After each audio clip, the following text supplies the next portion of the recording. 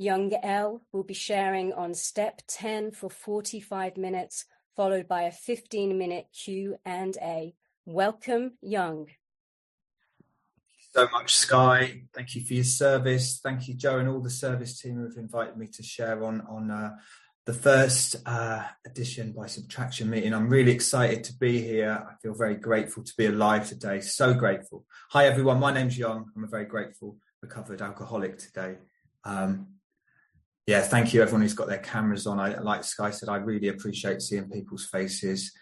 Welcome to any newcomers. The lady who's back from a relapse, welcome home. You do not have to drink again. Karina, you do not have to drink again. I was just thinking when you introduce yourself, 5 years ago this week, I was in a psychiatric unit. I was separated from alcohol for one last time. And when I was in that place, I was sat on the floor and I was scared and I was shaking, and I thought I would never get this program because I'd been around the rooms for a long time. I hadn't been working any 12 steps. I hadn't been going through any transformation of the soul of any other sort. I was just not drinking. And I remember being so scared in that place, scared for my life, scared that I would drink again, because I knew I would drink again. And a lady came up to me in that moment, a German lady, about 60 years old. And she came and she knelt beside me and she placed this gold angel in my hand and she looked at me in the eyes and she said, "It's going to be okay." And I didn't know the significance of that moment until quite recently when I was reflecting on it. And I thought about how those small moments of kindness can have such an impact in someone's life years later down the line. And she was right. It was going to be okay. Because I'd been brought to a place of surrender. I'd been brought to a place of utter devastation and darkness where I knew there was nowhere else for me to go. And so my sobriety date is the 24th of December, 2018. And so I'm coming up to 5 years. And by the grace of God, because by my own power, I cannot stay sober for very long. I think 8 months was the longest. I just can't do it because I'm without power, because I'm an alcoholic. And so I can see it was that moment that was utter gift. It was an utter gift.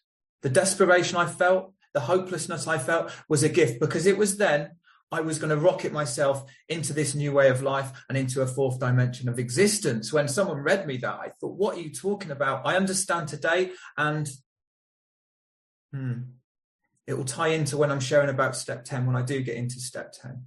So to really quickly qualify myself, I found out I was an alcoholic when I tried to stop drinking and I couldn't stay stopped. And when you guys, showed me the doctor's opinion and this concept of an allergy, once I put one in, I can't stop. I've got no power on how much. I can't decide how much I'm going to drink. It made total sense to me.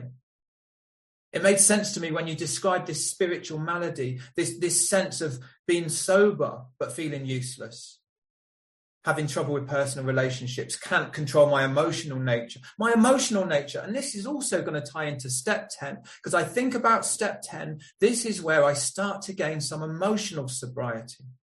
Because also reflecting back, what I do know is, when I came into the rooms of Alcoholics Anonymous, when I was sober without going through this transformation and this change, I was like a child trapped in a man's body. The way I demanded, the way I needed, the way I got upset if you looked at me in the wrong way or said the wrong thing, the way I was just so sensitive to everything in the world. So I certainly needed a solution to that. I love that prayer. And I think it said something like, "Free me from the knots." A beautiful prayer. I really relate to that. I need to become empty so I can let something in. Because when there's too much of me in me, I find it painful. I find life painful to exist without something in me to take it away. So that's what led me into the rooms of Alcoholics Anonymous. I discovered I was an alcoholic because I couldn't stop drinking. And when I started again each time, for me, it led me into hospitals, and institutions, many of these places, detoxes, all those sort of things. But if that's not your story, that doesn't have to be your story. It's not a requirement to get well, to have a spiritual awakening, that you have to go to the places. Some of us have gone there, some of us haven't. I think the desperation, the sense of desperation, it's an internal job. And what I was trying to do for years was change my internal with the external. That's what I was trying to do, only because I didn't know another way. I'd get hit on the floor, get up again, and try again, because I didn't know there was another way. And when I was in that psychiatric unit wanting to die, it was because I didn't know there was another way. But now I do. Today, I know there's another way. And I see many guys and women just getting well because they have the same sense of desperation. You know, I've just thought of that part in the book where it says, do you want what we have? Do you want what we have? And are you willing to go to any lengths to get it? That's what I have to ask myself. Do I want what these guys have got? Does it look attractive? Do I want to be in a recovered state, or do I want to just be struggling in the rooms of Alcoholics Anonymous without a drink in me, but wanting to kill myself, or wanting to kill one of you, or just leaving every single meeting full of resentment and full of anger and blaming everyone for my problems? I know it doesn't have to be like that today. So to get to step 10, when I came out of that place and I came out of another treatment centre and I found a sponsor, just someone who was willing to take the time to guide me through the 12 steps of Alcoholics Anonymous through the big book. I launched myself in like my life depended on it. Like, you know, with all the desperation of a drowning man. I didn't go half-assed on this. I didn't do middle of the road. I followed the suggestions because I knew my life depended on it. You know, my friend Donna, she says, and she means it in a slightly different way, but how I interpreted it. She often says it doesn't get more complicated than step 1. Now, how I interpreted it was, if I truly understand step 1, then I'm all in. I get off the debate in society when it comes to God. I stop trying to work out the unworkoutable, the divine. I just say, okay, I want what you've got. What do I have to do? I'm gonna start obeying. I'm gonna start following. I'm gonna start becoming a seeker, because I want this fire that you guys have got. I don't want to be struggling anymore. I like the look in your eyes, and my eyes look like I'm dying inside, because I was dying inside for many years, and I feel so alive today, so alive. I literally feel like someone's lit me on fire. The change that I've gone through, the transformation. If any newcomers here today and I could show you an image and the person I was before, you'd say, okay, what do I need to do? And I'm just a bog standard alcoholic that's followed these directions.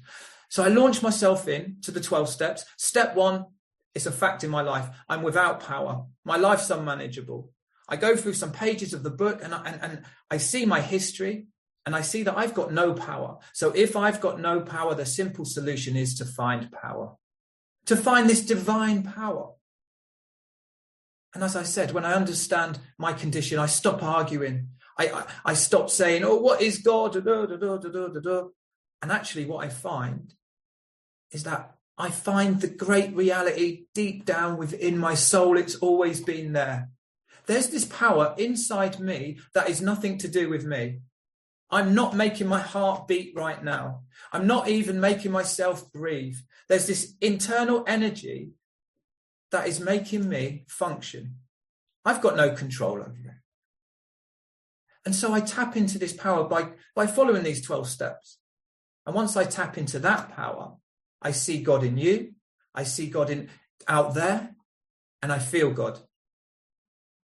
Or the power, or the divine. The word is really not important at all. To me, anyway. It's just a word. So I make this decision in step 3. I'm all in. I do some inventory in step 4. And it's just a very simple process. It's really not complicated. It's really not anything to be scared of. Fearless and thorough. I've got to walk through any fears that I might have because I want what's on the other side. I think about it as the step of freedom. And then I see these defects of character and I see that I'm riddled with them. Anger, impatience, intolerance, judgment. I see that they're my difficulties. I see the harms I've caused people and I want to make some amends, and I go out and I start making amends. And then I get to step 10 and I love step 10. Like I said before, I think about step 10 like the emotional sobriety step, the harmony step, the step that reminds me of my humanness, reminds me that it's not you guys that are at fault, and helps me stay connected to God in the moment. So I'm going to read a little bit about step 10, but I'm going to try and throw some of my experience into the mix as well. On page 84, it says this thought brings us to step 10, which suggests we continue to take personal inventory and continue to set any new mistakes right as we go along. So there's the words that jump out: continue. There's no end to the spiritual life. Right now, I'm just a baby. I've just opened the door and I've walked into it. And now I've got to continue, because I don't want to become unrecovered. I don't want to become asleep again, because now I've become awake to a new reality, a new peace, a new power, a new joy, a new love. But I see it can go out like that if I'm not continuing to do step 10, 11, and 12. This is where many people fall. They feel great, they get recovered. I was speaking to a sponsee the other day and he's in a real state. And I said, how does your step 10, 11 practice look like? And I knew the answer before he said, and it was non-existent. So I've got to continue to set right these mistakes as I go along. And it says, you know, we have now entered the world of the Spirit. So I know what it means to take inventory. And now I have to get into a habit. This has to be a lifelong habit of taking inventory, personal inventory, of this self-examination, of looking at myself. I never did that before. I just run around through life with my eyes shut, blaming everybody else, not looking within. I never once, before I was in a 12-step program, thought, oh, let me pause a minute. I feel resentful right now. No, the thought would come into my head, probably some profanities would come out of my mouth. A lot, which I don't do today, which is an absolute miracle. Entered the world of the Spirit. I love that. For me, that just means I'm living in the moment, full of wonder. I see possibilities rather than problems. I feel God's consciousness within my soul. I'm able to take directions from this power. I've entered. So I've just entered, and I want to go deeper.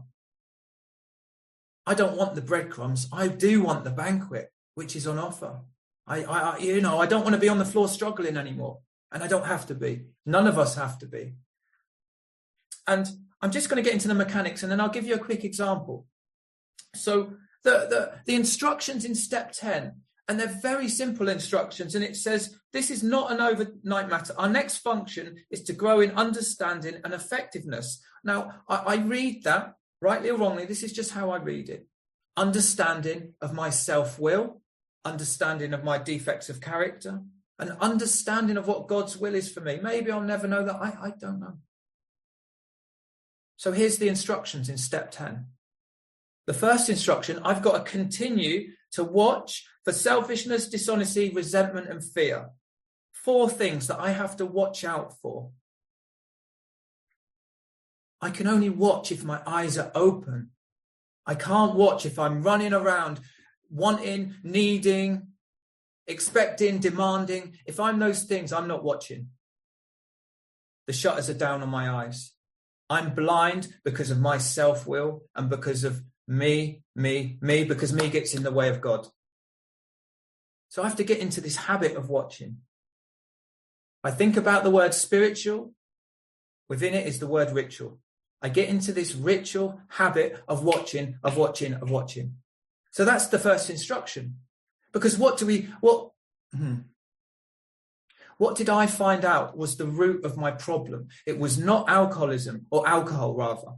The root of my problem was selfishness, self-centeredness, driven by 100 forms of fear. And now it's telling me I need to watch out for that, because that's still the root. That's at the root. All my defects of character come from fear. I'll give you a quick example. I've got a friend of mine who's unwell at the moment. And when I heard he was unwell, and I care about this guy deeply, my first thought was, how's this going to affect me? My second thought was to care about him. But selfishness is still there. And I say I work a good spiritual program. And that morning I'd been on my knees. I'd helped loads of people, but still I can't stop that thought. But I see that thought today. I don't buy into that thought today. I don't feed it. I don't put fuel on the fire of my selfishness, of my fear, of my resentment. 99% of the time, not always, of course. So my first instruction, I've got to watch for those 4 things. When these crop up, so they're going to crop up, we ask God at once to remove them. So there's the next instruction. I have to ask. I have to go to God immediately. Hopefully by this stage, I'm in the habit of relying upon God. Always. Because my recovery is dependent on my reliance upon God, not my reliance upon people. So I'm in the habit of going to God. We discuss them. So that's my next instruction. Discuss them with someone immediately and make amends quickly if we've harmed anyone. Then we resolutely turn our thoughts to someone we can help. So I just think of it as watch, ask, discuss, turn. This is the whole crux of this program in many ways, is turning towards someone that I can help. If I'm not turning towards someone I can help or turning towards God, I'm turning towards me. That selfish, self-centered, fearful, resentful person. I'm turning inwards into my self-will. I'm turning into that person where it matters so much what I want. And I need to flow into a place where what I want doesn't matter, where I don't need to be right, where I don't need to argue, where I don't need you to show you that I'm right and you're wrong. So I'll give you an example of me working a step 10 practice. And I used this the other day talking about step 3, but the steps start dancing into each other.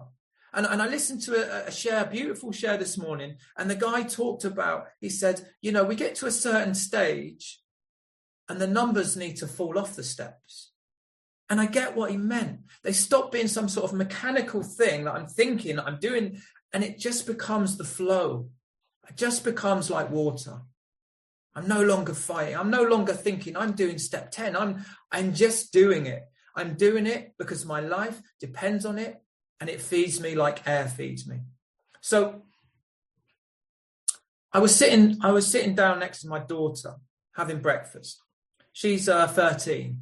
And if any of you have 13-year-old girls, they can get a bit moody, as 13-year-old boys can, of course. So I'm sat next to her, and she's getting ready for school. And I said, "What's your favourite subject?" And she said, "I haven't got one." I said, you must have one. She said, "No, I hate school. I hate every subject." And in that moment, in a millisecond, into my head come the thought, she's going to have a rubbish life. She's going to leave school with no qualifications. She's not going to get a job. She's going to probably get married to a terrible man and have a terrible life and become an alcoholic in a millisecond. Now, I saw that thought coming into my head. It was all about fear. See, it says, watch out for fear. Selfishness, my selfishness, I wanted her to be a different person than she can be in that moment. And it was driven by my fear of what might happen, the fear of the future that is never going to happen, because I've only got now in this moment. So in that moment, rather than react, because my self-will wanted to react and I wanted to tell her that she needed to work harder at school, she needed to knuckle down, or she was going to have a terrible life. No, I paused. I said, "God, please help me in this moment. Please help me, God." And what came out of my mouth? I said, "Don't worry, Rose. You'll find what you love doing." And that was it. And after that, I spoke to my sponsor around it. And then I turned my attention to someone that I could help. And I didn't think about it in a sense of trying to run her life in that moment. I felt free. I felt connected to God. I felt free of the bondage of myself. Because if I fed that, imagine, let's look at the scenario. If I'd answered her and like I wanted to answer her, do you think she if I said, you need to do this, you need to do that, she would have said, okay, Dad, you've got a great point. Yeah, I've never thought about that. I'm going to go and try. No, she probably would have got annoyed, let's say. Even when trying to do a good thing, I step on the toes of my fellows and they retaliate, seemingly without provocation. I see this today. And I think step 10 is where, step 10 and 11 sort of flow into each other. In step 11, it says we relax, we take it easy, we don't struggle. We pause when agitated or doubtful. When I'm watching for fear, dishonesty, resentment, I pause when I see it. If I'm not watching, I'm not pausing. If I'm not watching, I am being driven by what I want or what I need or what I believe I need to be okay. If I'm not watching, I start arguing with reality. And when I'm arguing with reality, I'm trying to play God. And I find life very painful and very spiky once again. I become that 11-year-old child who found life difficult because I wasn't connected to God in that moment. Because going back to what I said before, my reliance must come on God, a power greater than me. I'll give you another example.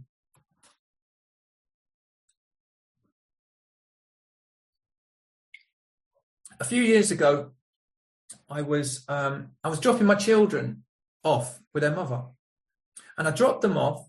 And when I dropped them off, their mother said some horrible things to me, and I felt really, really hurt. It felt like she'd stabbed me in the heart because I'm so sensitive, and obviously I have the monopoly on pain because I'm a sensitive alcoholic. And I had about a 5-hour journey after that, and I got in the car. And I just didn't feel right. And my body tells me today, when I'm watching, my body tells me if I'm in fear, if I'm resentful, if I'm a lot of these character defects. And how it told me that time, I noticed I was clenching the steering wheel. If I'm not emotionally feeling okay, there's something wrong within me. And there was something wrong within me. What was wrong within me at that moment? I had a resentment. It was like the snake poison going through my body. And so in that moment, I was watching. I thought, oh my goodness, I've got a resentment right now to re-feel. I was re-feeling the moment. So straight away, I go to God. God, please help me. Please help me. And then I discuss it. I phoned up my sponsor, but you don't have to phone up your sponsor, just someone, one of your tribe.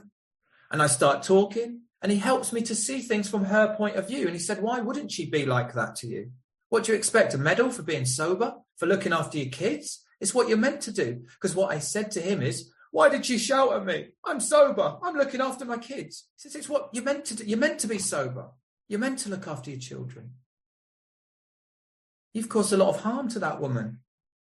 It's going to take years for that woman to trust you. All she's ever seen is you getting sober for a minute and then relapsing. That's all she's known.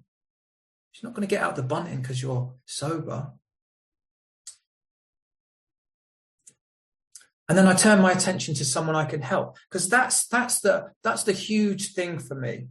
It says on page 70, when it's talking about the sex inventory, it says, I'm going to forget it now, aren't I? It says something like, if sex is very troublesome, but I can replace that with any word. If anything is troublesome, I turn my attention to someone I can help. I was on the phone with a sponsor. I'm laughing because he's me. This morning, I think it was. And he was moaning about something. And I said, go and help someone. He said, what do you mean go and help someone? I need help. And I laughed because I'd said exactly the same thing to my sponsor. I said, this will help you to go and help someone. So after I did that process, the resentment had gone. Absolutely, it'd been removed from me. And if I replay the scenario, if I hadn't done a step 10 practice, if I hadn't have done that, I would have been in the car, not noticed the resentment. It starts flowing through me. I replay the conversation. I start wishing it had gone. I wish I said that. I should have said that. I should have, would have, should have, could have. I probably start living in the city very well known to me. Self-pity city. Oh, I'm a terrible dad. I wish we were still together. If only I wasn't an alcoholic. Things could be. I start wallowing in that. And then I feel more pain.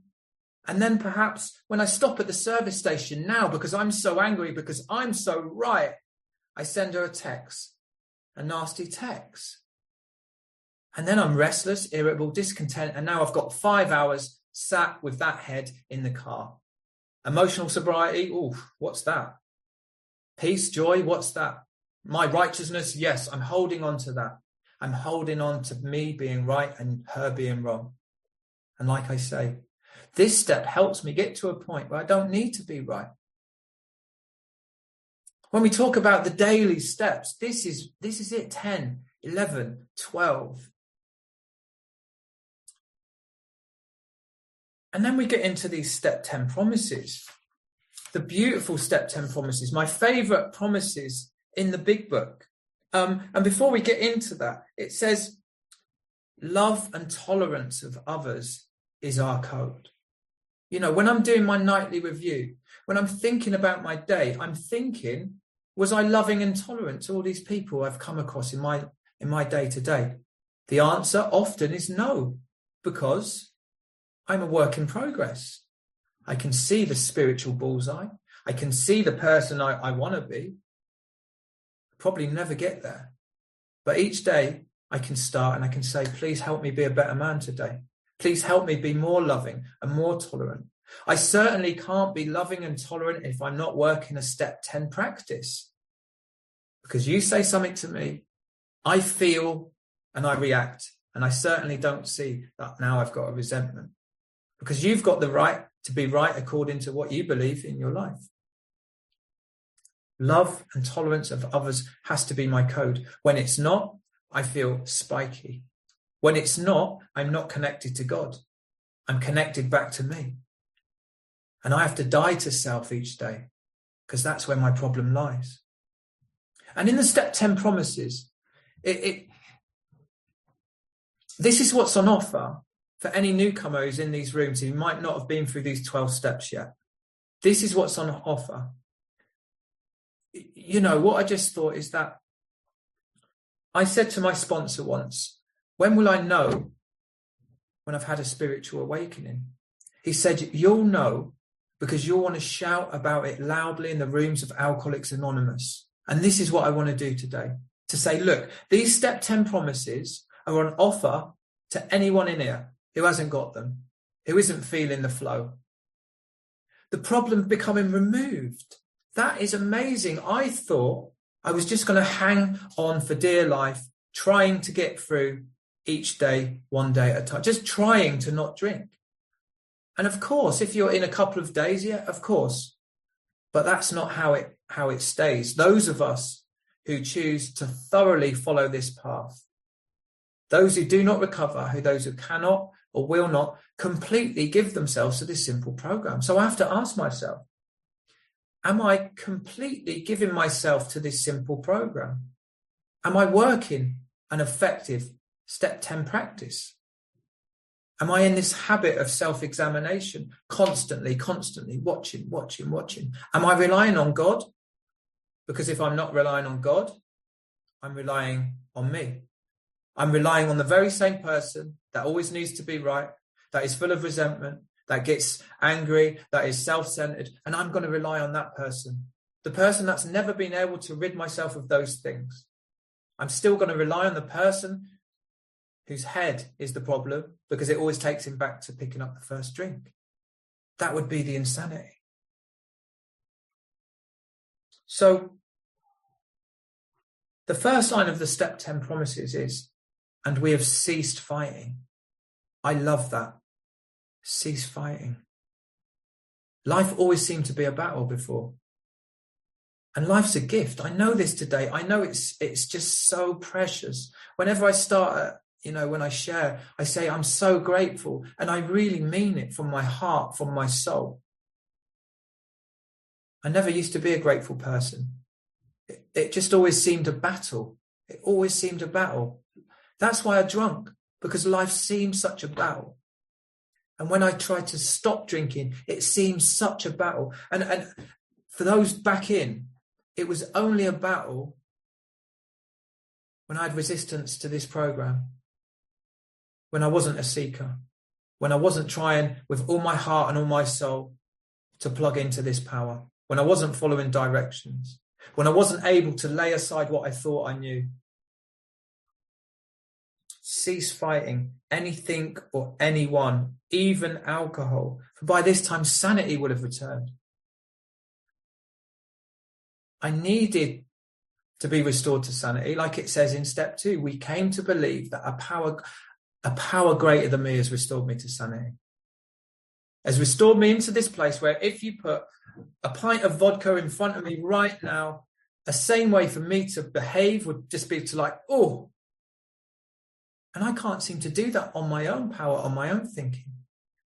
The word sanity comes from the Latin word sanitas, meaning whole. And I always share that because I really picture, this piece of the pie in my soul that's not whole. There's a piece missing, and I filled it with alcohol. But when I take that away, I feel empty again. Restless, irritable, discontent. But now the missing part, which is this power, it's made me complete once more. We will see that our new attitude towards liquor has been given us without any thought or effort on our part. It just comes. I was just thinking how step 10 and 11 helped me to change how I see the world, how I see you guys, how I see God. And it continues to change because it's not a one-time deal, this. Those of us who have chosen, because I work in a 12-step treatment centre, and I often say to the guys, when we were out there drinking, I didn't have a choice, right? I'd lost the power of choice. But I say to them, but now, presenting you with what the solution is, so now if you pick up, that's now on you. But you don't ever have to pick up again. So steps 4 to 9, they kind of reveal and expose my ego to me, my ego, which is my illness, which is a thing that makes me like I'm criticized, I compare. I see that very clearly in steps 4 to 9, and steps 10 and 11 and 12. It helps me to deepen my relationship with this power. It helps me to grow. It helps me to continue to change. It helps me not to struggle with life. It helps me to stay grateful. It helps me to see my humanness and how that's okay, how it's okay not to be okay. So it talks about in the step 10 promises that the problem has been removed.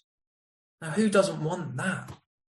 If a problem's been removed, it means it does not exist anymore. My problem today is not alcohol. That's been removed.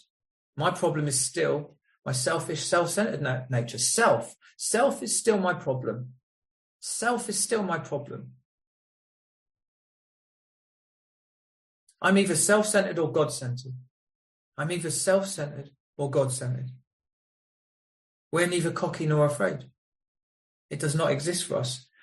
And it's saying, this is how we're going to react in this place of neutrality, sane. I'm going to still be a sane person in regards to alcohol, as long as I keep in this fit spiritual condition.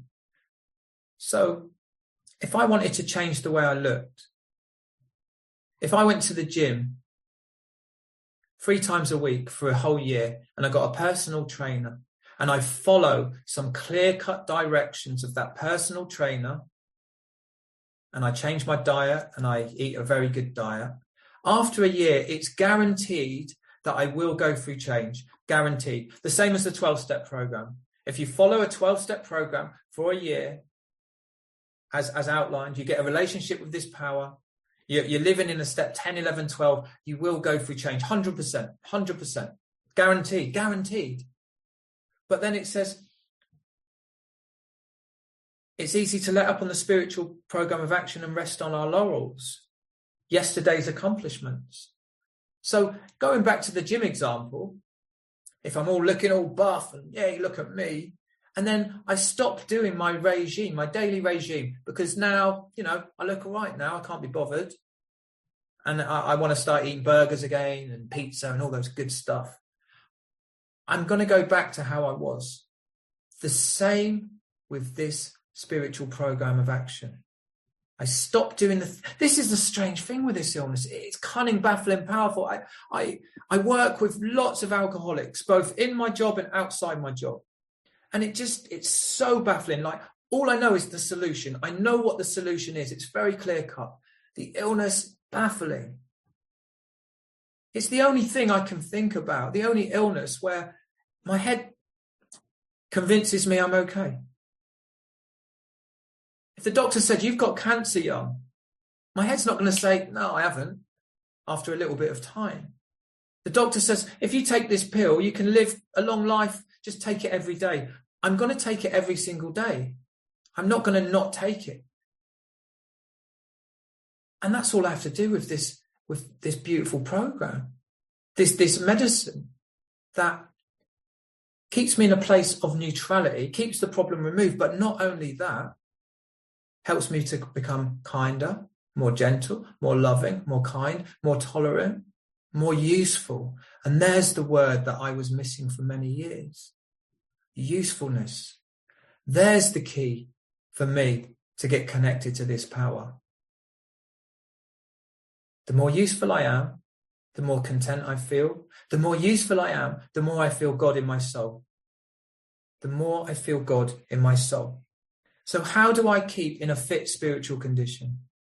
I start the day very early. I pray, I meditate, and I pray throughout the day. I talk to God throughout the day.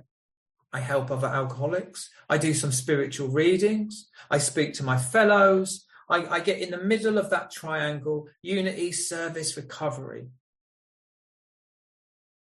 And I don't take a day off. Why would I do that? If I go on holiday, my God comes with me. If it's my birthday, my God comes with me. If it's my kid's birthday, I'm not going to not work with sponsees because I'm on holiday. I'm not going to put my kids before my spiritual program. And when I've said that, sometimes some people have said, whoa, I said, my children have never been able to keep me sober. So if I don't put this before them, I lose that stuff. We are headed for trouble if we do, for alcohol is a subtle foe. Now, those of you back from a relapse, look, I relate. I was in the rooms for 10 years, in and out, relapsing, wondering what's happening because I was still relying on my own power. And alcohol was a subtle foe. Each time I picked up, it wasn't knocking on the door saying, hello, you're going to pick up today. Hello, you're going to pick up in 30 days' time. It was very subtle. And how it was coming in hindsight, how it was coming out in me, by my irritability, by you becoming a little bit more annoying than you were to me yesterday, by me needing to be a bit more right today. But I can't see that because I'm not watching. I haven't got into this habit of self-examination, of watching. I'm certainly not relying on God. Oh, no, I'd rather die. Well, of course I wouldn't, but I just haven't explored a spiritual life yet. I haven't been brought to my knees yet. I still think maybe this time it will be different. But going back to how I started my talk, thank God for that moment being brought to my knees in that hospital. Thank God for that little bit of grace.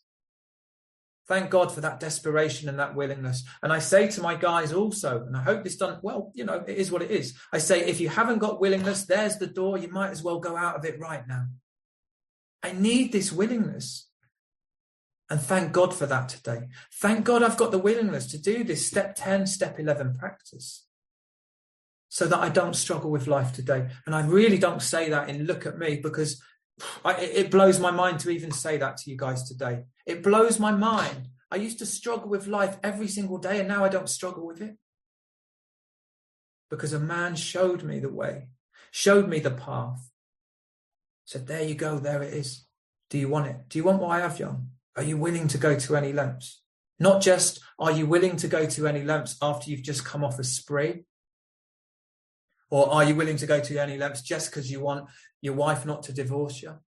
But are you willing to go to any lengths to get this experience, to have your own experience, to become awakened, to keep awake, and to become useful? It says later on, it says, every day is a day when I must carry the vision of God's will into all of my activities, not just when I'm on a meeting. In all of my activities, I need to carry the vision of goodness, the vision of kindness, the vision of usefulness. And when I'm not like that, I need to be watching out for it. Because that is me absolutely back in my self-will and what I want and what I need. And that's when I'm in that zone, I'm back in the fear. I've got this money thing going on right now. And even when I start thinking about it, I am just, I'm so blocked off from the goodness. I'm so blocked off from the sunlight of the Spirit. Because I know I can't worship money and God at the same time. And thank God I can see that today. I was going to, how am I doing for time? Okay, I've got 2 minutes. I'm going to read this thing from the 12 and 12. It just sprung out to me, actually. And it's actually talking about step 12, but I read it and you know, like I said before, the steps start to like just dance into each other. And it's on page 120, the 12 and 12. It says, when we developed still more, we discovered the best possible source of emotional stability to be God himself. We found that dependence upon his perfect justice, forgiveness, and love was healthy, and that it would work where nothing else would. If we really depended upon God, we couldn't very well play God to our fellows, nor would we feel the urge wholly to rely on human protection and care. These were the new attitudes that finally brought many of us an inner strength and peace that could not be deeply shaken by the shortcomings of others or by any calamity of our own making. I love that. It's just, you know, the new attitudes and inner strength and peace. This is what's on offer in this program. This utter transformation, this new attitude, this personality change, where I get emotional stability through relying on this power that I didn't even know I needed and I didn't even know was there all the time.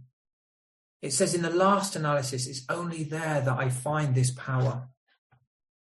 I looked everywhere else apart from the one place that would save my soul, that would help me to have a relationship with this power and a relationship with you, that would help me flow through life so that I can wake up in the morning and I can just say, thank you. I think I'll leave it there. Thank you so much.